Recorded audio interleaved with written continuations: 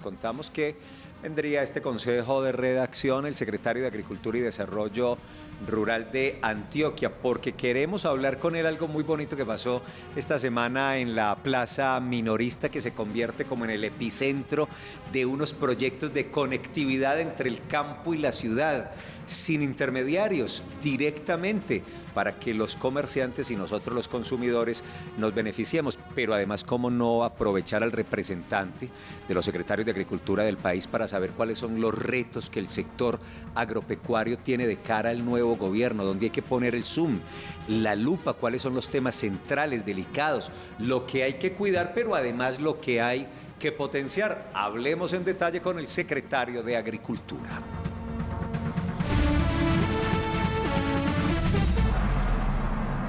Con Rodolfo Correa Vargas. Señor secretario, nos alegra como siempre tenerlo en esta mesa de trabajo para temas importantes. Buenos días, ¿cómo está?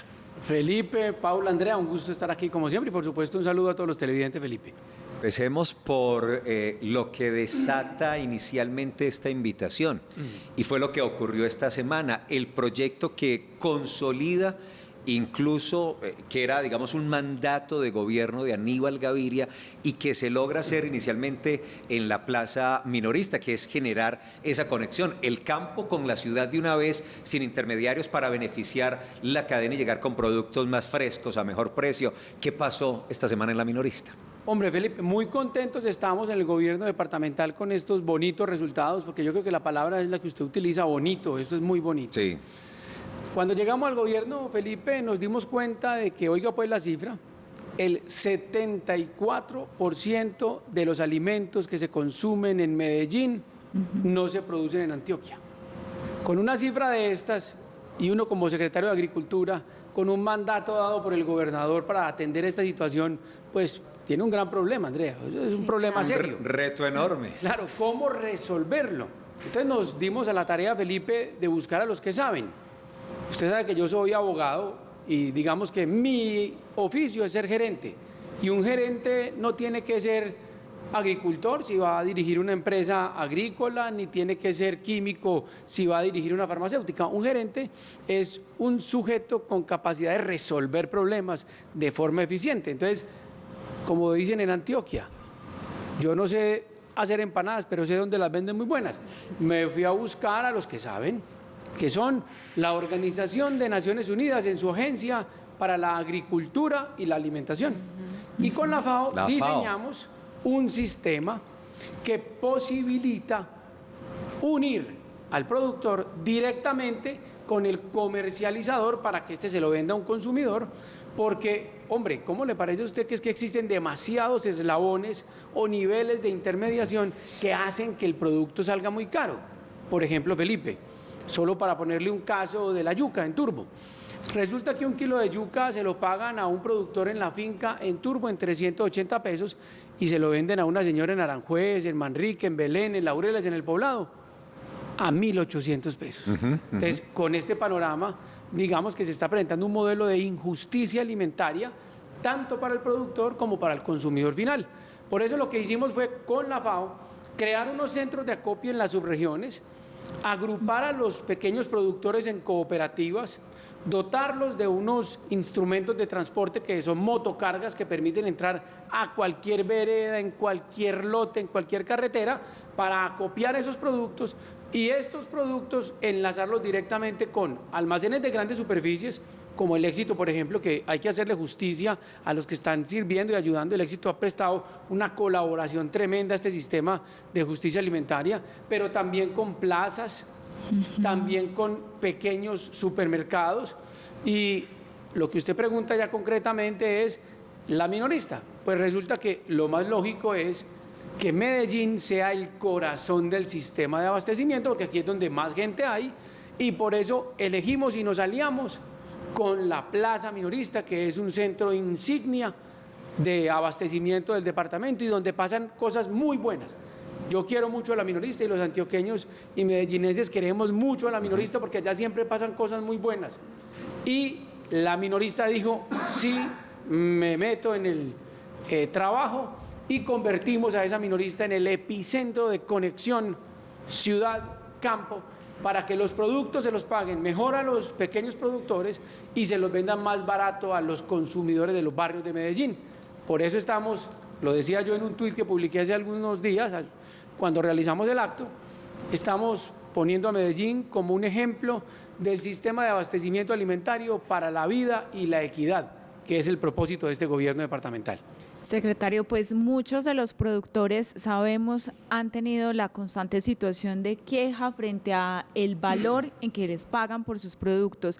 Si alguien quiere pertenecer a Milagro, lo puede hacer en cualquiera de las subregiones. ¿Y cuál es la diferencia entre el costo al cual se lo compra desde la organización y el costo en que compra el consumidor? Bueno, muy bien. Este sistema que creamos con las Naciones Unidas se llama SABA. Es el Sistema de Abastecimiento Agroalimentario. Los productos que se acopian y se venden dentro del sistema van todos con un sello distintivo que se llama Milagro, con la marca comercial que se llama Milagro. Un verdadero milagro para el campo antioqueño, que es lo que estamos tratando de producir aquí en el gobierno departamental con la ayuda de los gobiernos locales. Hoy estamos interviniendo en 5 subregiones, Paula, pues porque usted sabe que los recursos no son infinitos. ¿Cuáles son esas subregiones? Entonces tenemos al suroeste, el norte, el oriente, tenemos simultáneamente el Bajo Cauca, ahí está, y Urabá. Ahí están los 5 subregiones de este proyecto. El campesino o productor que desee incluirse en nuestro sistema puede dirigirse a la Secretaría de Agricultura de cada municipio y ahí le hacen conexión directa con nuestro operador, que es la FAO, Naciones Unidas, para que se vincule. ¿Qué esperamos nosotros? Pagarle a un precio justo, al mejor precio posible y al precio más estable posible, para que él siempre tenga la tranquilidad de que su producto esté vendido incluso antes de producirlo. No puedo decirle ya precios porque pues claro, hay una infinidad de productos, ¿cierto? Y hay una variabilidad también de los mismos, pero lo que sí le garantizamos es que estamos creando el sistema de comercio agrícola más justo de Colombia. Y ese sí es mi palabra y mi compromiso y el compromiso del gobierno departamental, que lo estamos cumpliendo. Justicia alimentaria, usted lo ha dicho, eso es muy importante. Secretario, usted que permanentemente está en contacto con la gente, con los campesinos, que le gusta ir, conversar con ellos, cuéntenos cuál ha sido la impresión de ellos frente a este proyecto, cómo lo han recibido, ¿realmente sienten que esto va a solucionar una necesidad muy sentida por parte de ellos? Andrea, sentimos respecto de ellos una gran satisfacción, una gran complacencia, un gran deseo de articularse a esta iniciativa del gobierno departamental porque sienten que esto le resuelve el problema. Ojo, la solución no está acabada. Claro. Yo siempre tengo un principio en la vida, Andrea, y es el primer paso no lo lleva uno donde quiere, pero lo saca de donde está. Y hay que entender, como lo dice muy bien Aníbal Gaviria Felipe, que el éxito de una sociedad se debe a una sucesión continua de buenos gobiernos. Un solo gobierno no puede pretender resolver todos los problemas como si tuviera una varita mágica. Pero si nosotros tenemos sucesiones de buenos gobiernos nacionales, departamentales y municipales, estoy convencido de que podemos mantener las soluciones e irlas mejorando paso a paso. Entonces, esta solución específicamente es el primer paso para resolverle al campesino ese gran problema de inequidad en el precio y que en última se convierte, Andrea, en una circunstancia que desmotiva la presencia en el campo. Hoy, lo cierto es que los campos antioqueños y colombianos están quedando vacíos. ¿Por qué? Porque no hay condiciones para que el campesino se quiera quedar. Y nosotros en el gobierno de Antioquia las estamos creando para que se amañen allá. Esa respuesta nos sirve, secretario, perfectamente para introducir lo que sigue y que es motivo también de esta invitación. Y es lo que viene con el nuevo gobierno. Usted es el representante de los secretarios de Agricultura y Desarrollo Rural del país. El sector agropecuario no solo es estratégico, sino que es potencial de desarrollo, casi como locomotora de desarrollo del país, sin desconocer obviamente los retos y las importancias de la industria, del comercio, la construcción construcción y muchos otros sectores, pero el agro, digamos, es lo nuestro y es lo que más unidad nos da en Colombia. ¿Cuáles son, a juicio de las valoraciones que ustedes hacen, las reuniones que hacen como secretario de Agricultura en Colombia, los retos más importantes del gobierno de Gustavo Petro? ¿Qué no debe descuidar, qué debe potenciar y qué debe hacer por el sector? Vaya pregunta, Felipe, de compleja y honda. Aquí me tengo que poner además ya la camiseta de secretario de Agricultura de Antioquia, la de presidente del Consejo de Secretarios de Agricultura de Colombia, sin olvidar las instrucciones de mi gobierno. La instrucción que nos ha dado el gobernador es trabajar en unidad, en armonía, en disposición a articularnos con el gobierno departamental para que Antioquia sea un ejemplo de coordinación y de apoyo. Ahí estamos firmes. En lo que respecta a la visión desde el órgano nacional del Consejo de Secretarios de Agricultura, que es un órgano consultor, eso es muy del gobierno nacional. Del gobierno nacional. Es el órgano consultor del gobierno nacional en materia de política y acción agraria. Ahí sí ya, entonces hay que hacer análisis de carácter filosófico, político, económico. Hombre, Felipe, frente al gobierno entrante, lo primero, digamos, para toda la ciudadanía, hombre, la campaña se acabó. Eso tenemos que tenerlo claro. Entonces ya no tiene ningún sentido lo que uno ve generalizado en redes, en tratar de buscarle los puntos negros a la hoja, en buscarle los peros a todo, para decir que esto se va a acabar, que es que la economía se va a siniestrar, que es que esto es un desastre. No, eso hay que detenerlo.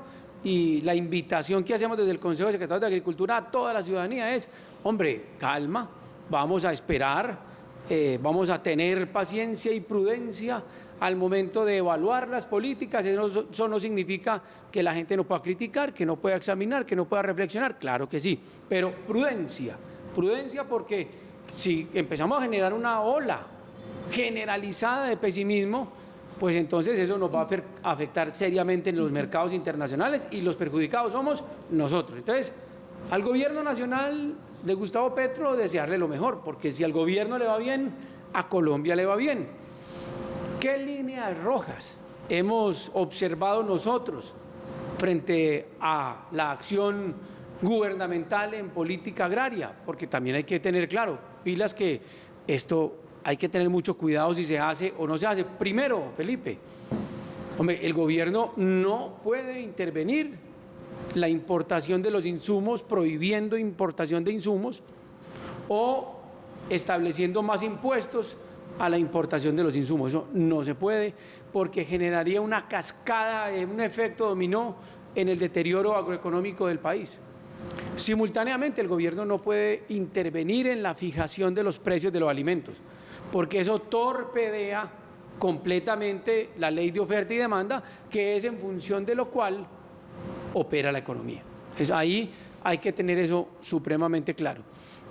Y en tercer lugar, Felipe, cualquier decisión que se vaya a tomar en materia agropecuaria debe respetar la propiedad privada y debe corresponder a la coordinación con las regiones. Digamos que esas tres líneas rojas son fundamentales. Yo, pues, digamos, estoy optimista en el sentido de que espero que no se infrinjan, porque de hacerlo, pues, tendremos efectos muy negativos. Y de otro lado, Felipe, una cosa muy importante, hombre, no podemos volver a las viejas discusiones ya superadas. Nosotros ya no estamos en 1970 discutiendo si el modelo es socialista o capitalista. El socialismo demostró que fracasó y el capitalismo salvaje también demostró que fracasó. Entonces nosotros tenemos que buscar entre todos un nuevo modelo que nos permita integrarnos con respeto a la propiedad privada, pero también entendiendo que la propiedad privada tiene una función social. Y ese es el punto de equilibrio. Yo creo que los gobiernos, Felipe, no pueden ser ni de izquierda ni de derecha. Los gobiernos tienen que ser para todas las personas. Y en ese sentido, entonces, buscar un punto de equilibrio que garantice sobre todo la protección de la economía. No tiene sentido, por ejemplo, Felipe, para puntualizar, no tiene sentido que volvamos a discutir si vamos a revivir el IDEMA. Para los que nos están escuchando y no recuerdan qué es el IDEMA, recuerden que el IDEMA era el instituto que se encargaba de comprarle la cosecha a los campesinos, acopiarla y venderla a un precio favorable. Tiene toda la más bella intención, toda la más bella filosofía, Y eso es lo que estamos haciendo nosotros con el SABA. Pero la diferencia es que no lo está haciendo el Estado. Estamos apoyando a las cooperativas y productores para que lo hagan ellos mismos con la intervención de un órgano internacional imparcial despolitizado. Porque lo que pasó con el IDEMA, que eran todos empleados públicos, era que se volvieron cuotas políticas. Es decir, se politizó el IDEMA, se llenó de corrupción y se llenó de ineficiencia. Si ya probamos que cuando las instituciones, o lo mejor los procesos, pasan a manos de la politización, eso se corrompe, entonces ¿para qué vamos a volver en eso? Asimismo, ¿para qué vamos a volver al Seguro Social? Si ya se demostró que el Seguro Social era corrupto e ineficiente en el sistema de salud, ¿para qué vamos a volver a lo que ya demostramos que no sirve? ¿Para qué vamos a volver a un sistema de pensiones manejado por el Estado central si ya se demostró que no funciona? No, aprendamos de los errores, porque quien no conoce la historia está condenado a repetirla. Entonces, por eso el deber que tenemos, digamos, quienes representamos de alguna manera a la sociedad civil, a la sociedad política, es poner esos puntos sobre la mesa para que haya discusiones tranquilas, reposadas, basadas en la prudencia y en el equilibrio. Secretario, uno de los puntos que propuso en su campaña el hoy presidente electo de Colombia, Gustavo Petro, fue la renegociación de los tratados de libre comercio. ¿Usted cómo ve el asunto? Porque dice él hay que pasar de una economía no tan extractivista, sino que esos recursos lleguen desde una política agraria. Hombre, pues eso es buscar la fiebre en las sábanas. Si nosotros creemos que los problemas de Colombia son por los tratados de libre comercio, todavía estamos en la misma discusión de hace 50 años. No, el problema de Colombia no son los tratados de libre comercio. ¿Saben cuál es el problema de Colombia? Su incapacidad para producir de forma competitiva y rentable. O sea, nosotros no podemos decir que es que la culpa es del mundo. No, la culpa es nuestra, que no hemos invertido lo que se requiere para industrializar el campo. Y esa industrialización del campo no se ha podido hacer en Colombia también, Paula, porque llevamos 70 años matándonos y convirtiendo los campos productivos en campos de guerra. Si nosotros queremos en este país que haya paz, es indispensable que la paz se entienda como rural, porque allá fue donde nació la guerra, en lo rural. Ya ha disminuido la guerra rural, pero ¿sabe por qué? Porque los habitantes se vinieron a las comunas y barrios de las ciudades a engrosar los cinturones de miseria, y por eso es que las guerras hoy son urbanas. Por eso las grandes manifestaciones, bloqueos, paros y violencia se presentan en las ciudades, porque ya no hay gente en el campo. El 80% de la población ya, por ejemplo, de Antioquia, 78% para ser más exacto, es urbana, y el 22% es rural. Ya no hay gente en los campos. ¿Por qué? Pues porque no hay industrialización. Y no digamos que esto es culpa de los tratados de libre comercio, porque usted no puede decir, bueno, entonces yo voy a enconchar a Colombia para que Colombia sea autosuficiente. No nos digamos mentiras. Nosotros no podemos ser autosuficientes porque no tenemos industria petroquímica. Y la industria petroquímica es la que permite la creación de fertilizantes químicos.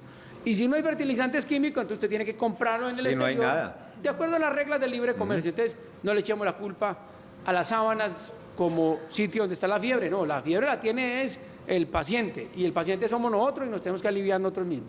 Secretario, pero usted, de acuerdo con lo que se ha visto en ese programa de Gustavo Petro, ¿ve que va a ser posible esa industrialización en el campo, ese favorecimiento al sector rural? ¿Usted ve ahí propuestas concretas en ese sentido? Pues vea, yo lo que veo es muy buenas intenciones. Mal haría yo en decir que no hay que hay malas intenciones ahí. No, yo veo buenas intenciones. Estamos dispuestos desde el Consejo de Secretarios de Agricultura a apoyar esas buenas intenciones, siempre, digamos, con independencia como órgano consultor que somos, con independencia del gobierno para decir lo que nos parece adecuado y lo que desde nuestra óptica no es adecuado. Para poder industrializar el campo se requiere, mi estimada Andrea, en lo que hemos calculado en el Consejo de Secretarios, una inversión cercana a los 40 billones de pesos. Otra reforma 40 tributaria. billones de pesos. Solo Hombre, para Felipe, el campo. pero yo creería que ni siquiera se requiere una reforma tributaria. Es que mira, uno observa lo que ha entregado el actual gobierno en los últimos 4 años en subsidios. ¿Saben cuánto fue esa cifra? 26 billones de pesos, es decir, 26 millones de millones regalados, entregados, tirados, perdóneme la cruda metáfora, tirados por el retrete, porque esos son los subsidios, pan de hoy y hambre de mañana. Uno no puede tener como política central de desarrollo de un país los subsidios. Uno no puede tener como política central de desarrollo de un país regalar el pescado en vez de enseñarles a pescar. Ya lo dice el viejo adagio. Si les regalas comida, comerán un día. Si les enseñan a pescar, tendrán alimento para toda la vida. Entonces, a la gente hay que enseñarle a pescar, no simplemente regalarle la comida. Ahora, ¿hay gente que necesita subsidios? Sí, claro, claro. ¿Quiénes? Quienes se encuentran en condiciones de discapacidad, de abandono, de limitación. Eso sí, pero un tipo con toda la capacidad para trabajar. Venga, creemos industria rural, productiva, y invitémosle a la gente que el que quiera trabajar, venga a trabajar. Pero estar regalando plata y regalando comida al son de los cocos, volviendo a la gente perezosa, eso no tiene ningún sentido. Pues secretario, le agradecemos mucho su presencia esta mañana en Consejo de Redacción para estos dos asuntos interesantes. El primero muy bonito, este sistema de abastecimiento agroalimentario y este paso que se dio esta semana nomás hace un par de jornadas en la Plaza Minorista. Y lo segundo, ayudarnos a visualizar los retos grandes, enormes, importantes que tiene el nuevo gobierno. Volveremos a hablar porque por la Secretaría de Agricultura están pasando cosas importantes. Gracias, secretario. Muchas gracias, Felipe, por la invitación. Recordarle simplemente a la gente que sí se puede hacer inversión social en el campo, sin politización, con independencia y sin hacer que crezca la burocracia, que es lo que vuelve a esto un problema y no una solución. Un buen día para usted y para todos los televidentes. Sí.